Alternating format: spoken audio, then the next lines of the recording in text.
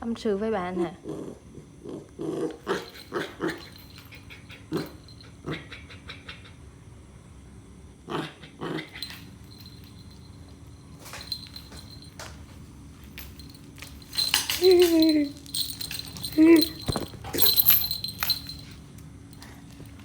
Ủa sao nó chụp được? Đi hết thôi. Xung rồi cái